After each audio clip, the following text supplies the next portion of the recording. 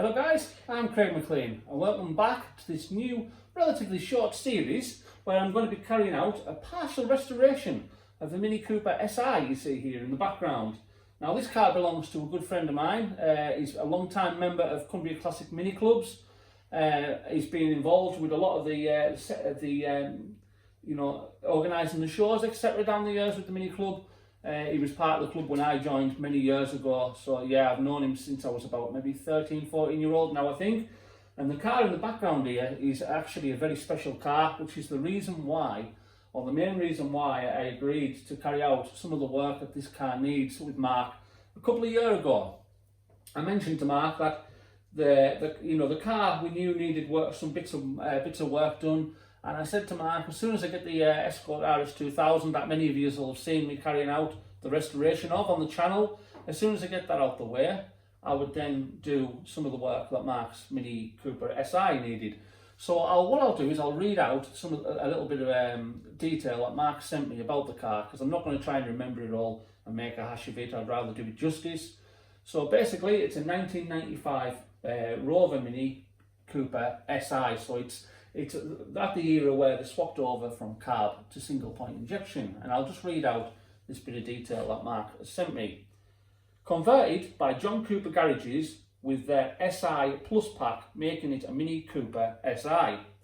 This was a factory approved conversion, and on the logbook was changed to show this, and was the only car to have this done, making it the only Rover Mini Cooper S registered with the DVSA. That's Rover Mini Cooper. Obviously we know there's loads of Austin and Morris Mini Cooper S's out there, but this is apparently the only Rover Mini Cooper S registered with the DVSA.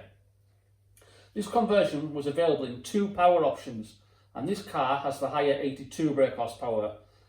Any car that had the higher 82 brake horsepower conversion was then eligible at a later date to another conversion which took the car up to S work spec, taking the power to around 86 brake horsepower. There were only around 10 SPI cars that went on to be converted to S work spec, and this car was the first and is SPI SI Plus S Works number 1.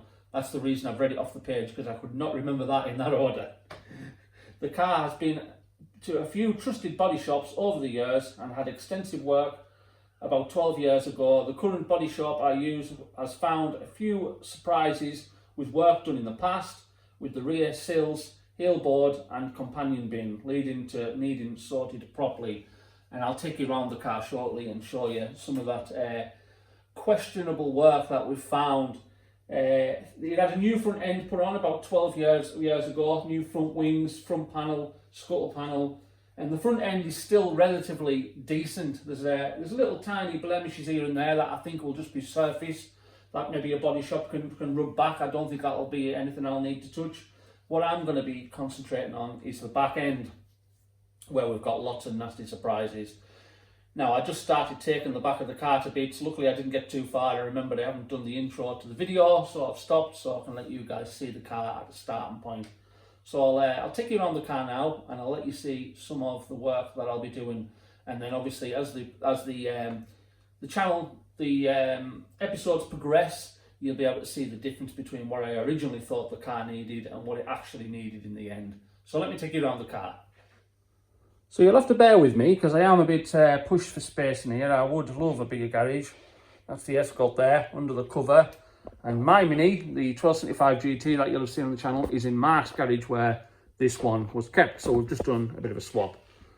So Mark has already made a start on removing some of the interior. As you can see, he's removed the carpets and bits and bobs. I asked him just to take as much stuff out as he could, and then I don't have to store them, because I want to keep everything that comes off the car in beautiful condition. And I absolutely love that steering wheel. It's an absolute piece of class. But yeah, this is, like I've said, this is a very special car. But it's the back end where the work is required. Now, it may not look too bad. Looking at it on camera, it looks absolutely beautiful. I totally agree. But as you get deeper into it, you'll find more and more rust, especially within them rear pockets, in them rear, the bottoms of the sills in them rear pockets. And I've already had a little prod around, and them sections there that you can see are crusty. I've actually pushed a screwdriver through various sections there. It's had a partial boot repair done at some point, and there's something going on at this back here. I don't know how they've done it, but something just doesn't seem right. But the more I get into it, the more I'll be able to reveal. It's had a repair to the battery box, which doesn't look too bad, but it's not in keeping with how the car should be. So I'm looking at putting probably a full new boot floor in it to do this right. I want to do this properly. So it's probably going to end up needing a full boot floor, a rear valance closing panels. I already know there's holes in the closing panels between the rear arches and the heel board. The heel board is shot to bits. The heel board is absolutely knackered, so we'll definitely be putting a heel board in it. And then whatever else we find along the way, I'm sure there'll be more than that. I'm probably going to end up, well, more than likely going to end up doing inner sill repairs and outer sills. But like I say, the more that this goes on, the more you'll get to see. And obviously, as I've mentioned in the past, I didn't show any of the bodywork on the Escort there, which I wish I had, and I never did. So this is a bit of an opportunity to show some of the metalwork stages of a build, which is, to be honest with you, my favourite part. So I'm going to get on with stripping this little Mini down now. I'll let you see it maybe later on today when I've got it, maybe the rear subframe out, the tank out, all the back end stripped, so it's in a state where I can start assessing what it needs. Now, as you're stripping down the car, it's worthwhile keeping all the bolts with everything. I always find if you can screw the bolts back into where they came from, great. It keeps them together. You know where they are when you come to put the car back together.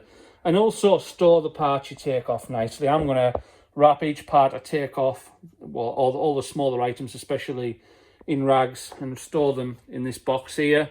So they'll be kept out the way, kept away from the dirt of grinding and welding when that time comes, so that when we come to put the car back together, all these items can be quickly cleaned up and bolted back on without any hassle.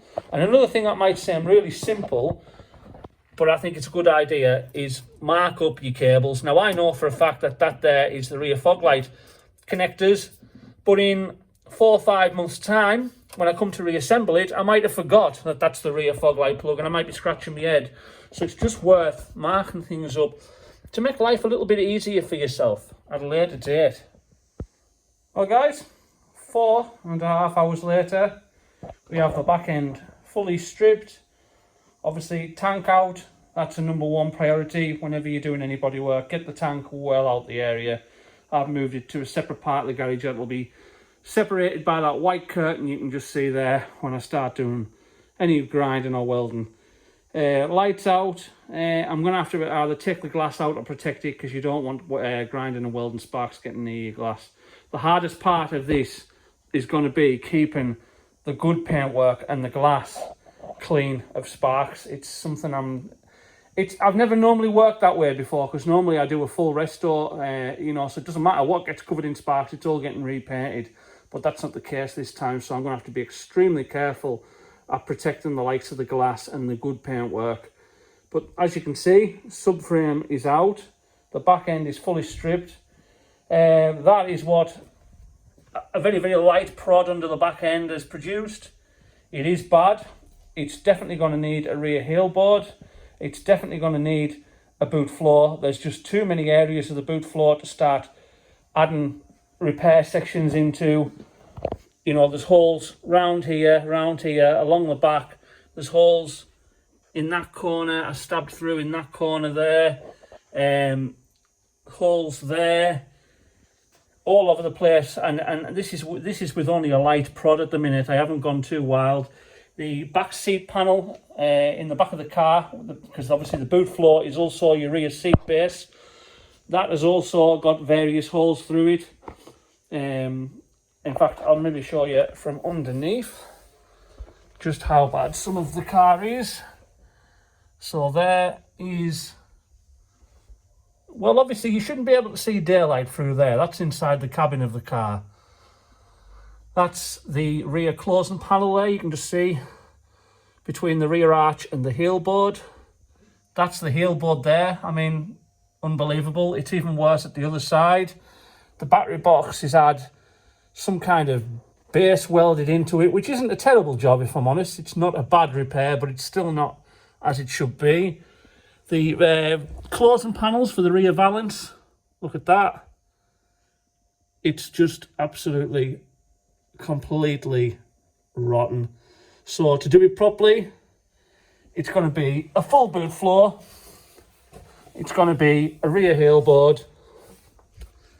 I'm not sure about the boot hinge panel yet. I want this seam to be perfect. So this may have to be replaced from sort of here down. I've done a couple of them in the past. I'll find out more tomorrow when I start doing a bit more digging. But yeah, we definitely need a boot floor, a heel board. The rear arch on this side is absolutely shot. I don't know if I can show you. See if I can get the camera in. There you go. That's shot to bits. That one doesn't seem bad at the minute, but I haven't had a good prod yet, so that one may end up going in the same direction. But yeah, that's what 4.5 hours has produced today. A good start. I'm just going to finish off tidying up now, and that's it for today. And I'll continue this video tomorrow when I do a little bit more investigation as to exactly what needs done. And before I forget, this is a fairly recently replaced rear subframe. And just a little bit of advice for anybody thinking about fitting a rear subframe, whether it be genuine or non-genuine, and just leaving it in the coating, you know, the black E-coating that they come in. Anyone thinking about leaving it just in that coating, this is why you don't do it. Watch this. It's just peeling away, trapping the water in behind. That is going to get fully blasted. It is only surface rust, thankfully. We've caught it in time. Maybe another 5 or 6 years' time, this subframe would have been needing replaced again. It's just absolutely crap coating. So this is going to be completely blasted, powder primed and powder coated in black, obviously, as it should be originally. And obviously I'll paint bits and bobs up before it goes back in, so it looks really nice when it goes back together. But yeah, that's just a bit of advice for anyone fitting a rear subframe. Either get it professionally painted or get it powder coated or some kind of decent treatment. Don't just rely on the coating that it comes with from the factory, because this is just an example of how it's not good enough. How the standard coating is not good enough to withstand British weather. Anyways, you get away with it in a warmer climate, but certainly not here in Britain. Well guys, I've just spent a couple of hours today doing a little bit more digging to see what we need. And this is what I found, so no surprises. We've got the holes in the boot floor. Going over them with the wire wheel and the grinder has just opened them up. We've got holes in the boot floor wheel well. We've got holes in the rear section of the boot floor. There's a lot of filler in there. There's been some repairs done at some point. The battery tray has been repaired at some time. So I think putting a boot floor in will just get rid of all that. It's the best way to go. Put a full boot floor in. It'll come with a new battery box. This arch, as I showed you yesterday, you can just see the daylight shining through there. That's the driver's side rear arch, is absolutely shot. It's peppered all the way around on the edge, and it's also already been welded on the top at some point. Not too badly actually. Whoever's welded it hasn't done a bad job. This side arch is exactly the same. You can just see there, it's peppered all the way around. Again, I think a new set of rear arches will just finish that properly. The valance closing panels, look at the state of them, for 50 quid a side. Genuine, obviously I'm only putting genuine panels into it to do it right. It's worth replacing the pair of them. This one isn't quite as bad, but it's still it still needs replaced because it's grotty. The rear heel board, as you can see there, it's holed there. It's holed there. And at the other side, it's already starting to look pretty bad as well. We've got more holes in the rear seat pan there, which is part of the boot floor. The rear closing panel from the arch to the heel board, that's shot as well. That one hasn't holed through just yet, but I don't think it's far off. And if I'm putting a heel board and a rear arch in, well, why wouldn't you replace it? So yeah, that's where we are. I've already removed a section of the rear valance, just to get a bit of better access. And when I did, this happened. And what was there, because I wondered why this was so smooth I thought there's something going on in here. It's been built up with something. And when I've dug it out, it's fiberglass. So it's also going to need the repair section, which comes just underneath the rear light clusters, straight round, and it replaces that full bottom section with fresh steel. So we'll have a new section of metal for your top seam. In the middle will be your boot floor, which will be a new section, and on the bottom, because there's 3 layers here, on the bottom will be your rear valance. So that'll be 3 sections of brand new steel, all nicely, neatly spot welded at set intervals all the way around, and it'll just make that really, really crisp and sort that out properly. So that's where we are for the rear end. I do know there is work on the inner sills and the outer sills to do, but for now I'm concentrating on the rear end. Once I get the rear end all buttoned in, all welded in, all up to a nice standard, I'll then start concentrating on the sills, and hopefully that should be it ready for the paint shop. So yeah guys, that's where we are at present. So this is now arrived, beautifully packaged, which is a 10 foot by 10 foot sheet, and it's basically weld and grind proof, and it's a really, really good quality material. I think it's fiberglass woven, and you can understand why welds and sparks wouldn't get through that. It's really thick, so that should really help keep Mark's paint nice while we're doing all the cutting out and the grinding. Before I put that sheet on, I am going to cover it over with some softer sheets, making sure that these don't hang out at the bottom, because we don't want them catching fire. So I'll have to be careful of that. And then I'll put that sheet over it. But first, the first job of the day is to remove Mark's front seat, unbolt it, store it in our nice dry boarded loft out the way, because I don't want any stray sparks getting near what is a really nice conditioned seat. So we'll get that out. We'll get his both rear panels out as well at the same time. And then they're out the way for today's activity, which is going to be removing the boot floor. I'm not removing it in its entirety today. I've decided to make a start on it, and what I'm going to do is cut out the section within the boot, because you've got to remember the boot floor, like I've said, is also the rear seat panel. It goes under the bulkhead, but we're just going to trim out in here today. I need to make a little template which I'll show you, which will highlight where the tank restraint bracket goes, so we make sure we get that back in the right place. I'll show you that slightly later. And the other little job I'm going to do first as well is remove these arches and rear mud flaps and get them stored somewhere safe. So yeah, that's the first couple of jobs before I start cutting that floor out. And if I get that far today, the boot floor trimmed out, the arches off, the seat out, and the car covered over, that'll be a great start for making a good start on all the trimming out next weekend, because we've got quite a lot of work to do, removing that rear heel board and repairing where that rear heel board joins the car. I'll show you when I get round to that how bad that is. So yeah, I've got a lot of work to do, so let's get cracking. And there we go. Really is a good quality sheet, that. Beautiful material. Covers the full car nicely. All the areas I want to keep right are now protected. We're not doing any grinding or welding at the front here, so that sheet shouldn't be affected. I'm going to take the seat, the arches and the rear panels up to the loft next, and then we're going to start cutting out this boot floor after we've made this little template to show where that bracket goes. And there is that template I was on about.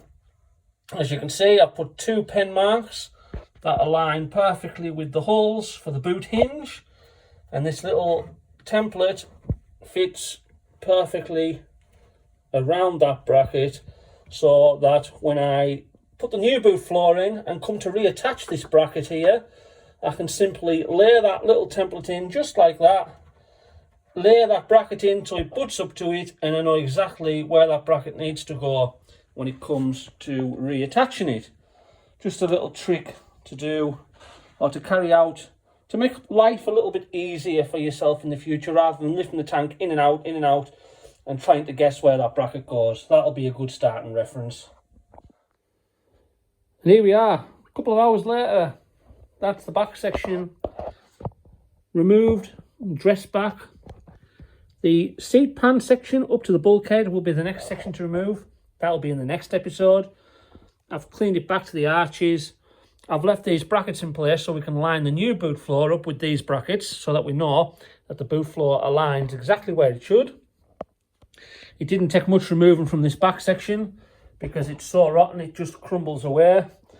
And that will be getting cut out at a later date as well, probably in the next couple of episodes. So yeah, that's a massive step forward. We've removed a hell of a lot of corrosion there. The closing panels for the valance were absolutely shot to bits, as you've probably seen earlier in the video.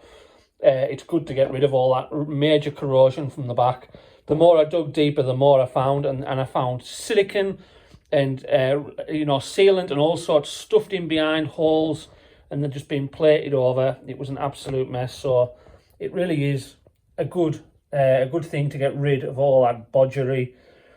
And to be honest, I actually think nothing there is better than the bodged mess that was there. But yeah, that's a massive step forward, and we'll probably take off in the next video, guys, where we'll be hopefully starting to put some metalwork back in place. Well, guys, I'm going to leave that one here. I think we've done enough in this episode. Next episode, we'll start hopefully putting metal back into the car rather than just removing. There is still a bit more removing to do, but hopefully in the next episode, you'll see some metalwork going back in. Couple of things with this project I've noticed that's very, very different to anything I've done before. The first one being the fact that I've got to keep so much of the car protected. Normally when I've done projects in the past, it's just been a complete bare shell restoration, and I haven't had to bother about, there's been no glass in the area, there's been no decent paintwork in the area, everything's removed, and you just crack on, and it doesn't matter where you fire sparks, there's no problem. But that isn't the case this time. And I'm finding myself watching the direction sparks are going all the time and being ultra careful. And the other thing being, obviously, it's somebody else's car. Normally I do my own projects. I have done bits and bobs for other people before, but not kind of on my own. I've been working with other people, whereas this is kind of the first solo project I've done for somebody else. So you find yourself being probably a lot more careful than you would with anything of your own. Because obviously it's other people's money that's going into it, it's other people's property. You've got to be very careful to make sure everything's kept right. But that's it for this episode, guys. I know it's not everyone's cup of tea, this kind of thing, bodywork, metalwork. Some of you will find it interesting, others will find it utterly boring. I get that. That's completely understandable. But for those who do want to watch and do want to kind of learn how you can repair sections like this on a classic Mini and bring the car back to better than factory really by the time it's done, then obviously it might be useful to some of you out there. So thanks for watching, guys, and I'll see you next time.